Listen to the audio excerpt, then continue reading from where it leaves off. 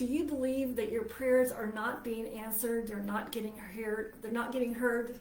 Perhaps they're hitting a ceiling. Is that what it feels like?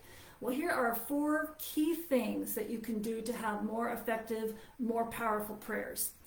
I was on X yesterday, and this is the reason for this video actually right now, but I was reading through this post, and he finished the post by saying, I pray for peace, but I expect chaos. So 2 things right out of the gate that nailed nails into his coffin and completely obliterated any power to this prayer is complete unbelief. Praying for peace, but saying with his words and in his heart, he expects chaos. So he prayed in unbelief, and then he came into agreement with it by his words. So 2 things. When you pray, you have to believe. And you have to be careful of what roadblocks you're throwing in your own path, obliterating any power to your prayers by the words that you also speak over yourself that have to do with your prayers that you've prayed. So if the words are in unbelief as well, you're completely shutting the door. One of the things that Henry Ford said, and is famous for saying, is if you believe you can or you believe you can't, you're right. It means you're going to produce the fruits of what you believe. James says, but when you ask, this is James 1, 6 through 7, when you ask, you must believe and not doubt, because the one who doubts is like a wave of the sea, blown and tossed by the wind. That person should not expect to receive anything from the Lord. Also, Jesus said multiple times in the Gospels, he said, be it unto you according to your faith. He said that several times. He would be amazed. He would show his amazement by people's faith, and he would answer their prayers and talk about, your prayers are being answered because you're praying in faith and you believe that I can do it for you. So it is essential that when you pray, you believe, and that your words are also in belief. I knew this woman in Texas, in a church that I went to there, and while we were there, she had this bout of pneumonia, I think it was, and she had such horrible coughing. She was coughing so hard that something happened to her vision. So she went into the doctor's office, and he told her, the eye doctor, and he told her that she had coughed so hard that she had blown something out of her eye, so that she needed to be able to see, and by her coughing she'd actually blown that out, and she was going to lose her vision, or had already lost her vision in that eye completely. And she said to him, well, I don't believe that. God is going to fix it. I believe that he's going to fix it. And the doctor basically said to her, well, humanly, it cannot be fixed. It cannot be restored. It would literally have to be fixed by him. Basically, he was just kind of, okay, this woman has gotten around the bend.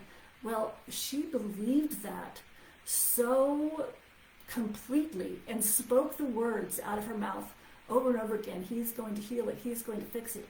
That God did. Answered the prayer, glorifying his name. He restored her because of the words that she was putting out there and the belief that she was putting out there. And in the process, it glorified him. Man cannot do this, but I will do it because of your belief and your faith and your words. So, something to remember when you pray, it's got to be in belief, and your words have got to back it up. Number 2, you're not listening to him. So when you pray to him, he's like, I can't hear you. Speak up, you're not listening to me, so I don't hear you. What are some verses that back this up in the Bible? Well, let's go to Proverbs 28:9. One who turns away his ear from hearing the law, even his prayer is an abomination. So are we somewhere in disobedience? Are we not doing his words? Is there something that he's told us to do that we're not listening to him?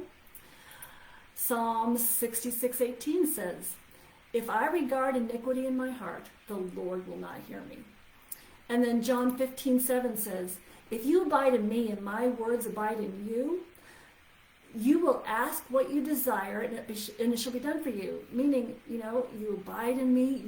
Your word is in your heart, and you are listening to my words. You are doing them. So, if you're doing what he tells you to do, he's going to answer your prayers. If you're in disobedience, well, he can't hear you either. So it's something we need to check. Am I in obedience or am I in disobedience? Number 3, are you in offense or unforgiveness? Well, Mark 11:25 through 26 says this.